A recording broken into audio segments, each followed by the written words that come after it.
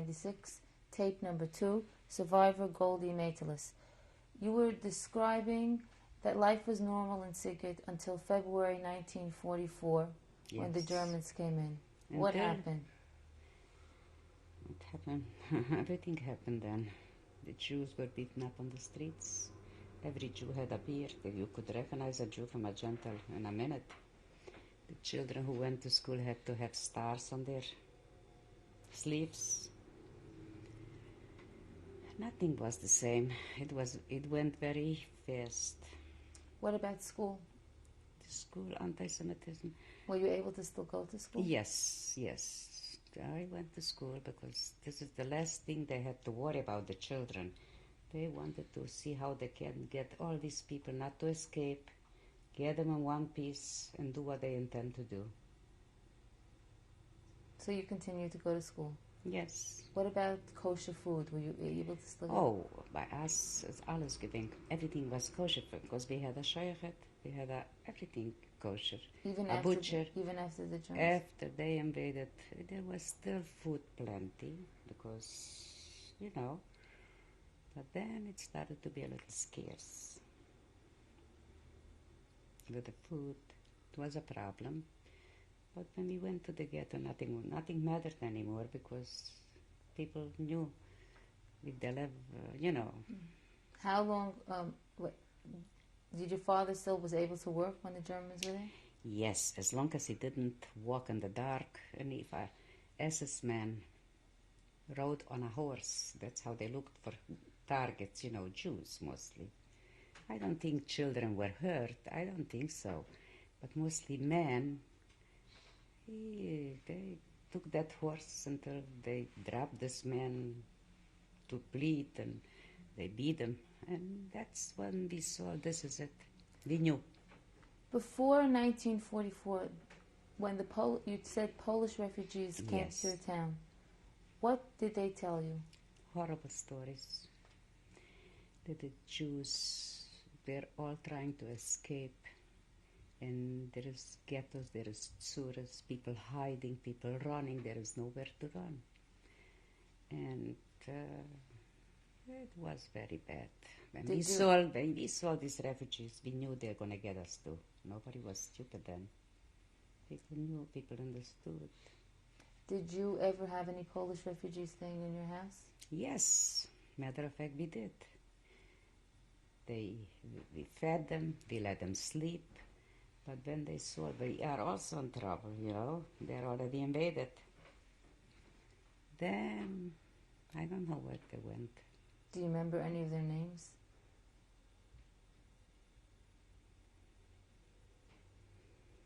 It'll come to me.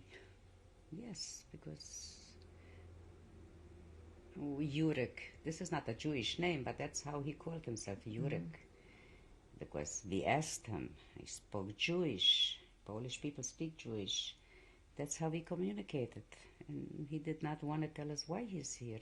But I know he told my parents, and my parents knew everything, but they kept it from the children, My parents knew everything what's happening.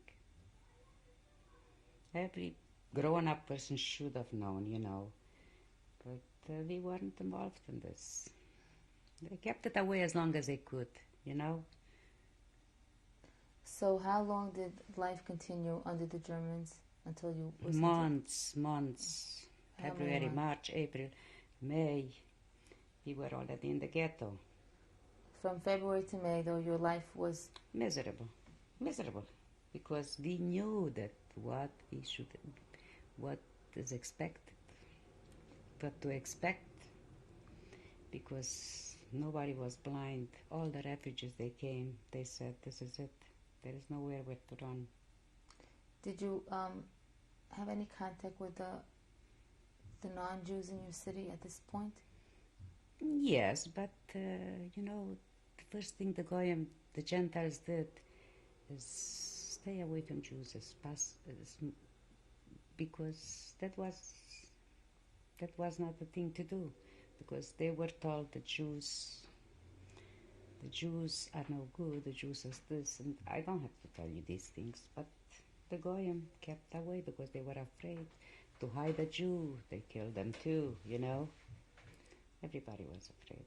When you were, during this time, did you ever see a German hit a Jew? Not in person, but I see a bleeding. But I saw my father once came home bleeding. He says the horse with a horse, and then he did not go, at night out anymore. You mean he went at night and a German? It was already nighttime, and he saw a Jew in the city. He was riding on the horse, so he tried to beat him up, and he did. But my father came home. Then we saw that everything is... What happened in May? Well, in May, there was a curfew for children, grown-ups, and right away they made their plans. You heard of Adolf Eichmann? He was the planner. He was the engineer of all these ghettos in this area, And one morning they knock on the doors, pack up, take only as much as you can, a little suitcase, a bag. And what do you take? What is there to talk? And close the door and never see that house again. And we didn't stay too long in the ghetto right away. What did you do that day in your house? Do you remember that day when you had to pack up? We were crying. We were upset. My parents were crying. My mother was crying. Oh, please, this is. I can't even leave the house and never return to it. How did you pack up for 10 children? I'm asking you. The pain. I don't know how you pack up. You take the best. Everybody takes a packala. Everything was done in a hurry, so you don't have time to think. They did everything so they confuse you. You know what I mean? You're all gonna wanna go to work when we had to board that train. You're gonna go to work. You'll be fine. The kids will be taken care of. All that. That was sad, so the people shouldn't revolt, shouldn't, and nobody believed it, but go know it's going to materialize. So what happened? You packed up. Where did you go? To the trains. Where were the trains? In Bishop, where the ghetto was. The train station was in your town? Yeah. When you came there, what were the trains like? Were they regular trains? Like for cattle, no chairs, no nothing, just cattle. What do you call this? Cattle car? Cars, yes. Where were your grandparents at this point?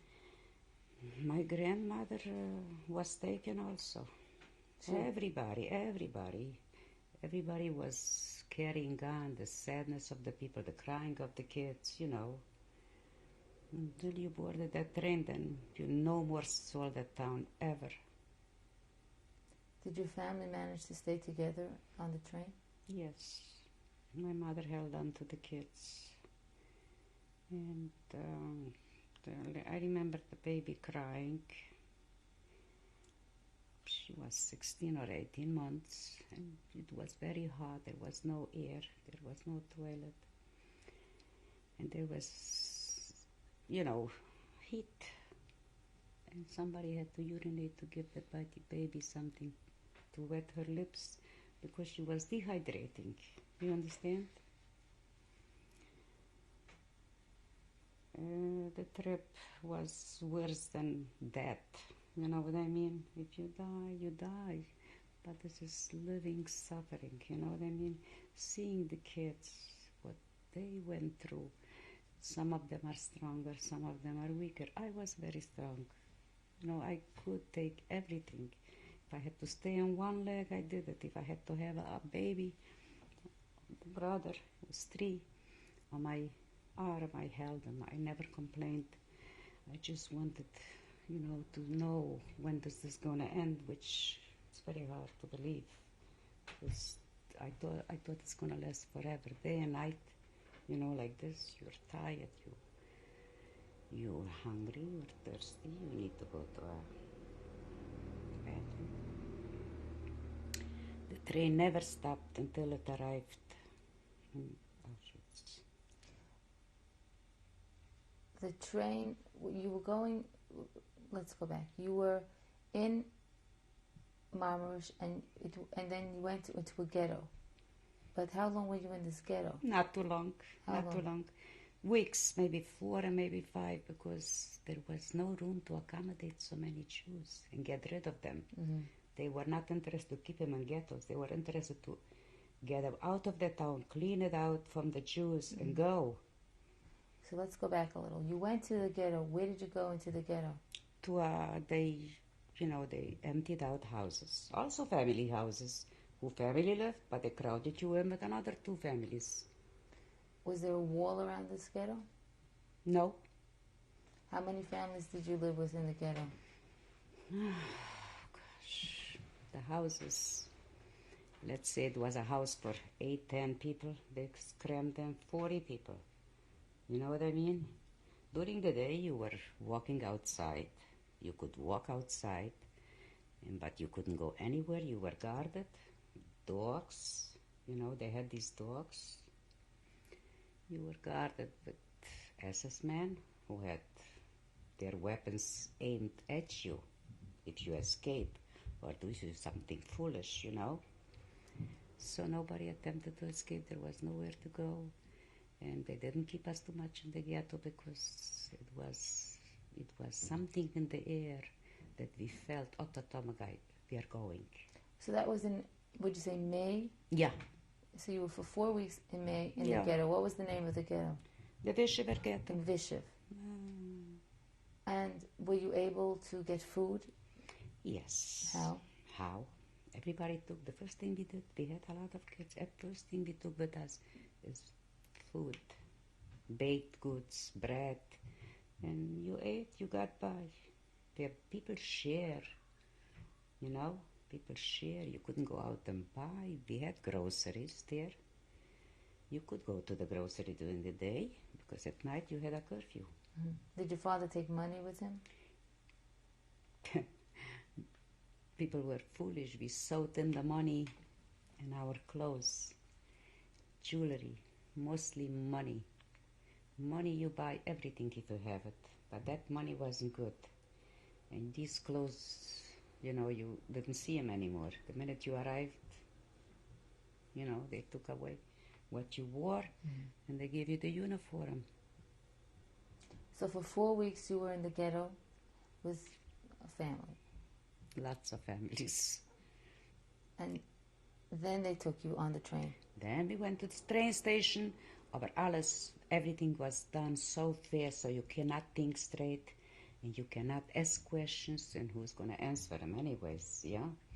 And you were told to do so. You went like a sheep goes to the slaughter, okay? When you were in the ghetto for 4 weeks, did they take all the Jews one day, or did they have a few actions? There were 3 transports, I remember. Okay. Transport 1, it was up to the Germans who they choose. Mm-hmm. It's not what you had to say, nothing. They chose, they chose who they chose, Transport 1, and after this another train came, a couple of days later, 2 or 3 days, second transport, the last transport was the cleanup of the whole town. And there was no one left after your transport? Was there a Judenrat in your ghetto? A Judenrat? Yes. I mean, somebody who's in charge, you mean? I doubt it. I mean, this was done just for a couple of weeks until, the Germans had to plan out how to transport these people, That wasn't a long stay in that ghetto. Mm-hmm. We don't have a long stay like in Poland. How many Jews do you think were taken during this 4 weeks? Would you approximate? I say 20,000, 30,000 with a transport, I'm including the children. Each transport? Yes. What happened? How long were you on that train? Too long. Auschwitz is very far from us. It's Poland. yeah, it, 4.5 days to 5 days, I would say. There were no stops. Train was going day and night. 4 days. Did they give you food ever on that train? That's a very good question. I just told you. No food, no water. They closed the doors and they threw away the keys. Until Auschwitz, the doors weren't opened.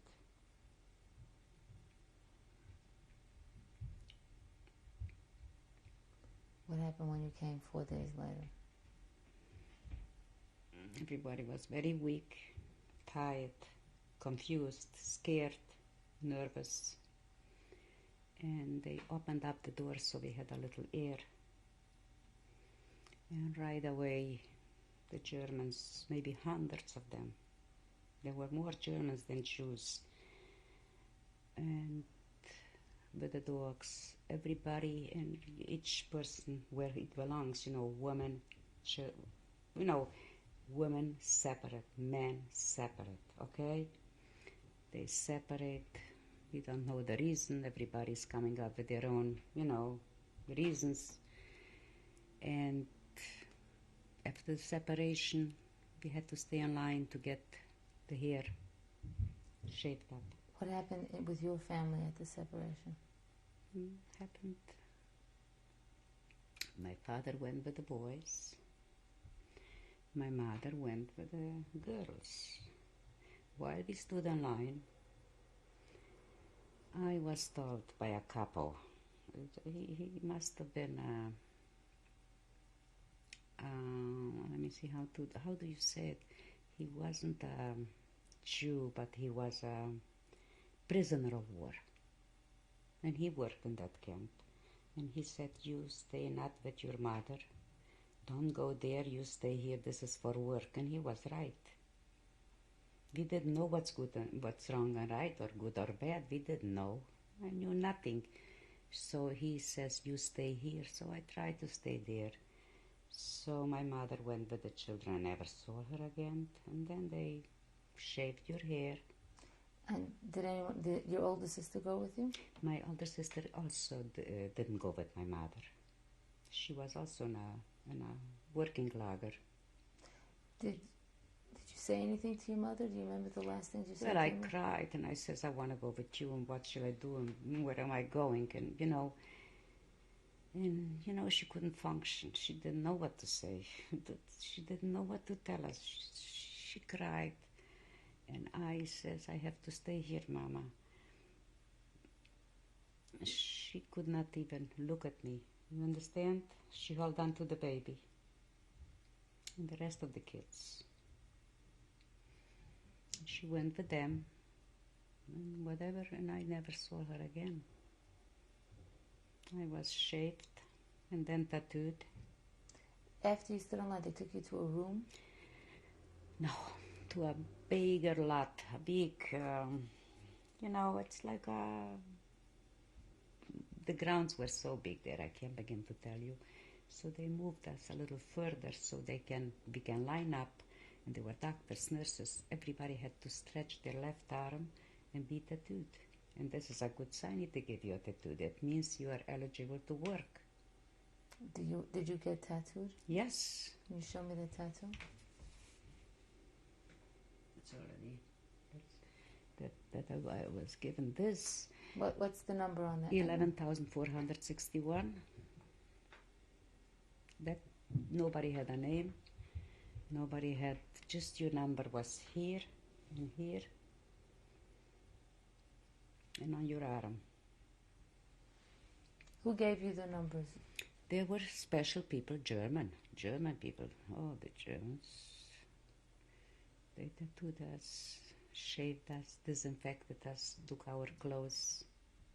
You have to strip completely naked, like you were born. Because they knew that Jews have hidden things I didn't have. My father did. I saw him sewing and a couple of, a little money. But no matter what, you had to wear their uniform, which was blue and white stripes, like a nightgown, and that was it. You were together still with your sister at this point? No, she was further. We were not in the same lager. I am A, and then is B, and then is C. She was in C. How did you get separated from her? They pushed us. Nobody knew nobody knew what's happening. Wherever they pushed me, I went. Whatever they told me, I did. What do I know? You know what I mean? I was pushed, whatever. And this lager was not bad, because this is a sign this is the sign that you are capable of working. If you are in lager A and B.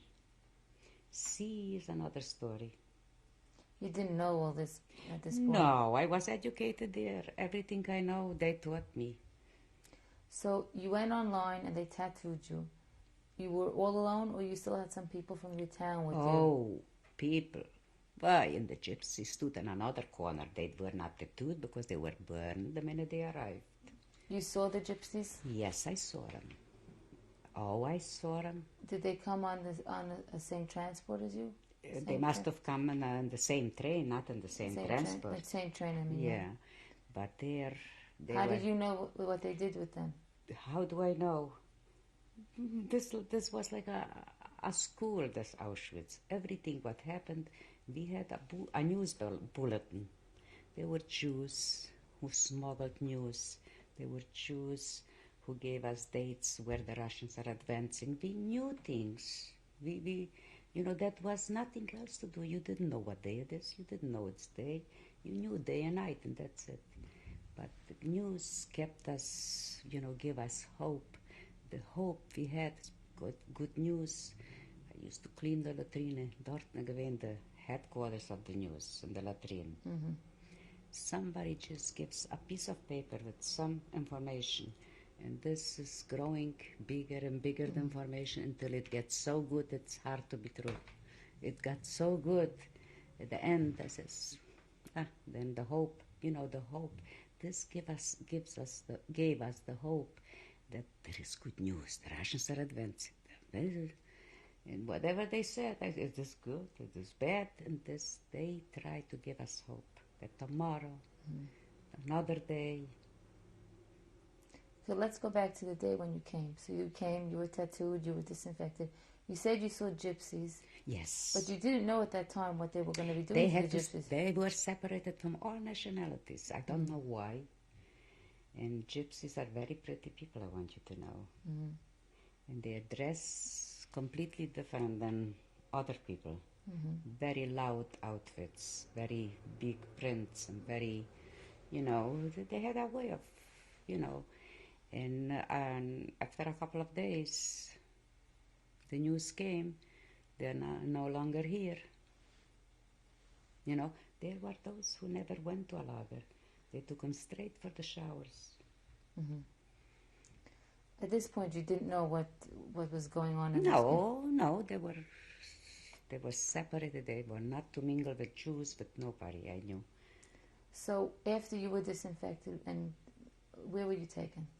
Disinfected. After this, I went for tattooing, and then they took me to lager and a barrack, and what do you call a barrack? Barracks. A barracks, yes. Could you describe it? Yes.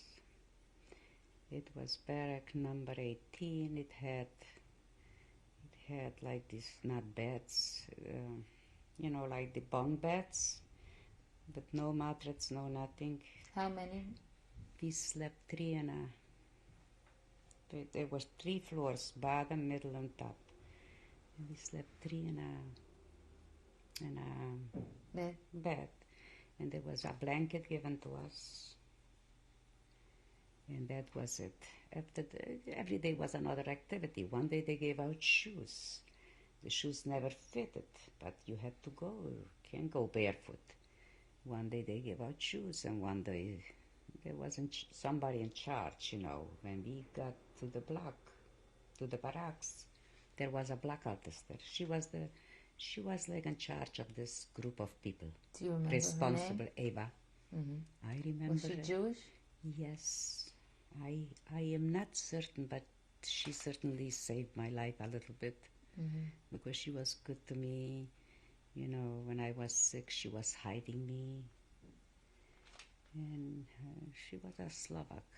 She says, you look at you. You look nice and fat, all of you. But we are here already so-and-so years. And they were all, you know, but they spoke very well Germans. And she had direct contact with Dr. Mengele. Did you ever see Dr. Mengele? Every morning. Every morning you saw him? Every morning. Sail up a line up every morning. You had to be examined, looked at you. And he had to count if nobody escaped. Dr. Mengele himself did? Mengele, I saw him every morning. What did he look like? Like a maniac, tall, gorgeous looking, tall, handsome, and like an SS man. What can I tell you? So you came to the block and you were assigned a bed. I was assigned to go in this bed, so I went. She guided us, you know. She was there already a couple of years in the lagers, so she was guiding us how to behave. You want to survive, you obey, you do this. She had to. In the beginning, I thought she collaborates with the Nazis. And then she says, I have to talk to you like this because I want you to stay alive. The longer you stay alive, the better the chances are you're going to survive. So we listened to her. Did you have any friends in the barracks with you from your town? No. The way they separated people, it was impossible. According to the numbers, 11,000 had to go to 11,000. And it so happens that I was with Hungarian people who I adored listening to their stories. You know, there was nothing else to do. And then they assigned me to work. There was nothing to do in Auschwitz. Just wait for... How early did you start your day? Very early. Mengele expected us 6 o'clock naked, stark naked, sailapel. That was the lineup every morning. To look at your body and look at your hands. Naked? Yes, that was a sick thing to do. That is just humiliation. You know, the treatment is so... The way they... I can't even understand what their philosophy is to treat people with such inhumanity. You know what I mean? It was the subhuman to take young, old woman, middle class, naked. That was their pleasure, to torture, to humiliation. That was their thing. So you started at 6:30? 6:30 was line up, and after he counted us, we could go back to the block, get rest, and then we had to wait for a black coffee. How long did that lineup take? Well, he went through, he did it fast because my block eldester, she was in charge. He only came to see if everybody's there. None of us is missing. Nobody escaped. Nobody died. You know what I mean? It took minutes, but he did it with a little, you know, he had this little whip, and that's how he went every morning. Okay, we're coming to the end of the second tape. We'll continue.